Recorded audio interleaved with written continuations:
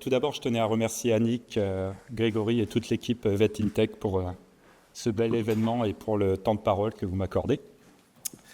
Donc, je me présente pour celles et ceux qui ne me connaissent pas. Je suis Julien Bègue, le responsable France d'Agria Assurance pour Animaux. Alors, c'est assez révélateur ce qui a été dit ce matin lors d'une présentation sur les assurances, notamment. Puisqu'en France, on a l'impression que l'assurance gagne énormément sa vie. Alors personnellement, je ne viens pas du tout du monde des assurances, si ça peut vous rassurer. Comme tout le monde, j'ai reçu une éducation avec le respect d'autrui. Et je peux vous assurer que heureusement ou malheureusement pour mon portefeuille, ce n'est pas le cas. L'assurance a une taux de marge, on va dire, très très faible. Et ce qu'il faut, surtout en France, c'est dissocier l'assurance animale de la sécurité sociale, où on a malheureusement aujourd'hui heureusement, la Sécu qui rembourse l'intégralité de nos soins.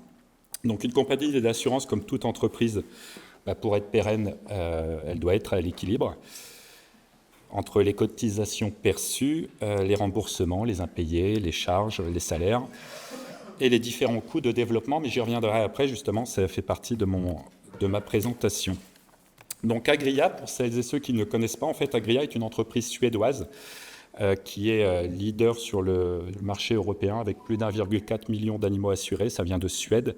Donc ça a la particularité, c'est une compagnie d'assurance. Nous ne sommes pas courtiers. Donc la différence entre un courtier et une compagnie d'assurance, c'est que nous créons, nous vendons, nous remboursons et nous assumons nous-mêmes le risque financier, donc ce qui est aujourd'hui unique en France. Pour la petite histoire, j'ai vu des têtes qui étaient présentes à Nantes, mais le premier animal assuré au monde était un cheval et il s'est assuré chez Agria il y a plus de 134 ans en Suède, date de création de l'entreprise en 1890. Donc présent dans différents pays en Europe et dernièrement France, Allemagne, Irlande et bientôt les Pays-Bas. Donc au niveau de l'assurance, il y a différentes choses qu'on sait plutôt bien faire en tant que compagnie. Comme je vous disais, en fait, on est capable de créer et de modifier nos produits. Donc, ce qui a été le cas notamment sur le marché français. On est arrivé sur le marché français il y a à peu près 6 ans. Et on a indirectement copié-collé le produit scandinave qui n'était pas forcément hyper adapté au marché français. Donc on a revu un peu notre copie, notamment sur la prévention. Faut savoir qu'en France, on a cette particularité d'offrir de la prévention dans l'assurance, ce qui à la base n'est pas de l'assurance, puisque c'est une dépense qui est connue. Donc on a adapté cela, mais on a rajouté dans la prévention notamment les tests de dépistage dysplasie, taux de progestérone, de l'homéo, de la phyto. Enfin voilà, beaucoup de choses que nos clients nous demandaient. Donc il y a 134 ans, vous imaginez bien, alors j'approche la cinquantaine, que les relations entre l'assurance et l'assuré n'étaient pas les mêmes qu'aujourd'hui. Donc j'ai souhaité, moi, aborder la question pour quelles raisons les compagnies d'assurance contactent les établissements vétérinaires. Donc chez Agria, on a une personne qui vient du monde des assurances au niveau du process, sinon toutes les personnes sont soit il y a des vétérinaires, des anciennes ASV, puis d'autres personnes comme moi qui ont fait un petit peu d'élevage. Entre guillemets, c'est pas pour embêter les cliniques. Il y a 2 grandes raisons.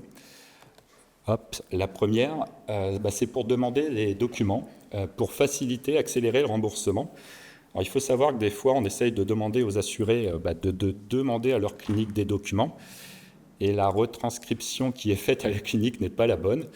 Alors, je vais prendre l'exemple, je vous promets que c'est un cas véridique. La semaine dernière, notre facteur, on est basé rue Martel, dans Paris 10e, et on a cette fâcheuse tendance, voilà, comme toute compagnie d'assurance, de recevoir des recommandés, ce sont les résiliations. Et la semaine dernière, notre facteur était en vacances, et le nouveau facteur qui le remplaçait, en fait, a déposé, jeté en bas, on est au 4e étage en bas, donc il a fallu que j'aille à la poste, parcours du combattant, récupérer les recommandés. Et là, devant moi, en fait, il y avait une dame, en fait, qui discutait avec le facteur et qui disait, en fait, j'ai besoin d'un relevé bancaire pour ouvrir un compte chez EDF. Et le postier, enfin la personne de guichet, dit non, c'est un relevé d'identité bancaire. Non, c'est un relevé bancaire que je veux. Et une discussion de sourds, en fait, la personne avait compris qu'il fallait un relevé bancaire et non un relevé d'identité bancaire. Donc en fait, nous, ce qu'on se rend compte, c'est que les personnes, des fois, confondent certificat de bonne santé avec historique médical, par exemple. Donc voilà, des fois, on se propose, pour les aider, pour faciliter le remboursement, d'appeler directement la clinique. Et la deuxième grande raison, c'est aussi vérifier l'exactitude des documents. Donc, qui dit vérifier l'exactitude des documents dit fraude. Donc, il y a deux types, il y a plusieurs types de fraude. La fausse déclaration à la souscription ou lors d'un sinistre. La falsification ou la création de documents. Donc ça, on en a malheureusement de plus en plus. Et l'attestation sur l'honneur aussi. Alors ça peut être l'attestation sur l'honneur de l'assuré, mais ça peut être aussi une fausse attestation sur l'honneur d'un vétérinaire qui atteste d'avoir bien vu l'animal pour traiter ce sinistre. Et c'est un faux. Voilà, ça existe. Comme je vous disais, je ne viens pas du monde de l'assurance, j'en découvre tous les jours.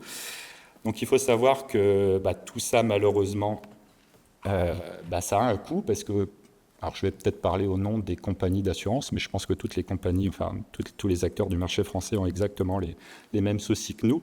C'est que ça nécessite de renforcer les contrôles et les enquêtes. Donc ça veut dire des coûts supplémentaires, ça augmente indirectement les primes d'assurance. J'ai vu dernièrement un article qui était passé sur M6 comme quoi les vétérinaires augmentaient fortement leurs actes. Grégory avait répondu là-dessus. Voilà, c'était une enquête encore rudement menée. Mais en fait, la fraude à l'assurance, malheureusement, augmente fortement le coût des cotisations. Et à plus long terme, le problème, c'est que ça peut engendrer un accès limité aux soins vétérinaires. Alors, la France a plusieurs records. On va dire, on a le triste record au niveau européen du nombre d'abandons en Europe, mais on a aussi... on est plutôt très bien placé au niveau des fraudes. C'est une de nos particularités. Donc il faut savoir que on n'est plus du tout aujourd'hui sur la feuille pliée où on voit, quand on scanne le petit trait, vous savez, le 6 qui remplace le 8. Tout ça, c'est fini.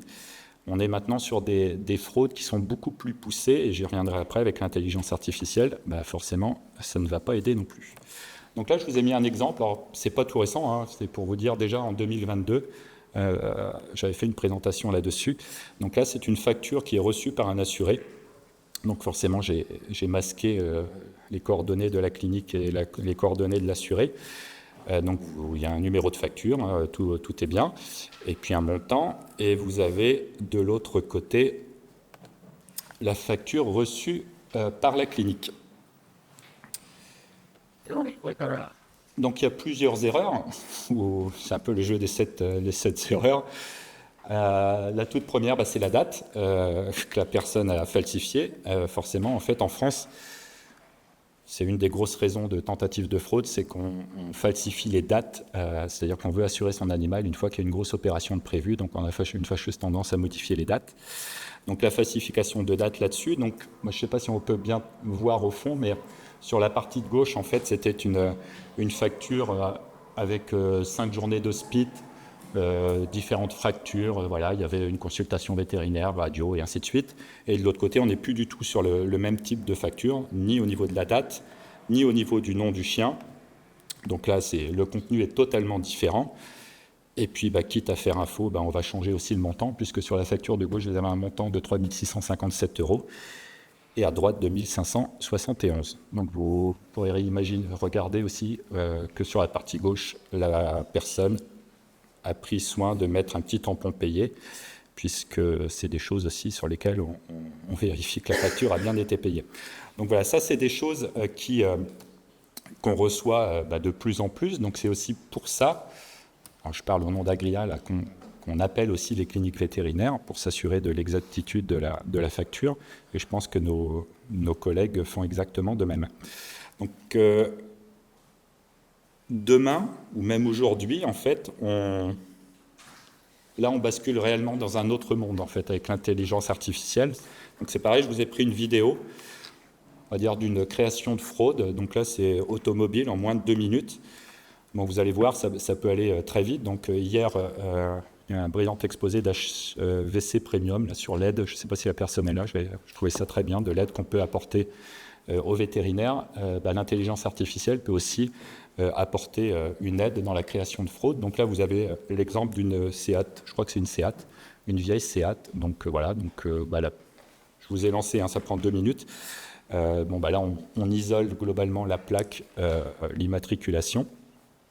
Donc voilà, on prend un petit peu de temps pour détourer la petite plaque. On clique sur un petit bouton.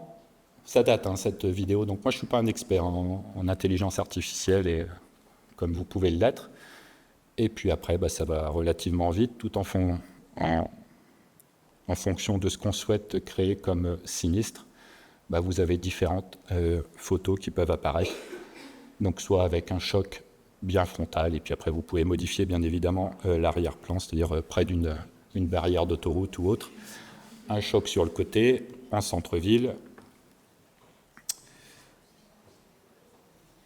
Donc ça va très vite, hein. Côté assurance, ça peut faire peur en fait, parce que là c'est un vrai problème. Donc imaginez, donc là vous voyez, vous pouvez sélectionner, voilà, et c'est vieillissant, hein, cette présentation, nous on avait eu ça il y a 2 ans de mémoire. Donc transposer cette création de sinistre auto sur une création de sinistre d'un animal de compagnie. Imaginez comment il est facile pour quelqu'un qui souhaite frauder de créer un historique vétérinaire. C'est hyper facile, hein. Une fausse facture. On en a en moyenne, et on n'est pas l'acteur majeur aujourd'hui. L'acteur majeur aujourd'hui est Santé Vet. Nous, on vient d'arriver il y a 6 ans sur le marché. On a plus d'une dizaine par semaine. Donc c'est voilà, par semaine, pardon. Donc voilà, c'est énorme. L'évaluation qui peut être faite, les créations de radio. Enfin voilà, tous ces faux, entre guillemets, qui peuvent être créés. Pardon, j'ai relancé la vidéo. Donc tout ça va avoir un impact forcément sur l'assurance, mais aussi sur les assurés, mais aussi à plus long terme, forcément sur les cliniques, puisque s'il y a une difficulté à couvrir ou à assurer ses soins, forcément tout le monde sera touché, donc on y travaille. C'est un point hyper important de notre côté. Et en termes de conclusion, alors quand j'ai préparé cette présentation, je ne savais pas trop comment finir en fait. Du coup, j'ai utilisé ChatGPT pour savoir ce qu'il en pensait. Je trouvais que ça serait un bon petit clin d'œil. Et voilà sa réponse. C'est qu'en conclusion, l'intelligence artificielle ne se contente pas de révolutionner notre approche des fraudes aux assurances pour animaux. Elle nous offre également la possibilité de créer un système plus juste, plus efficace et plus sécurisé pour tous. Ensemble, faisons de la technologie notre allié dans la protection de nos compagnons à 4 pattes. Voilà sa réponse.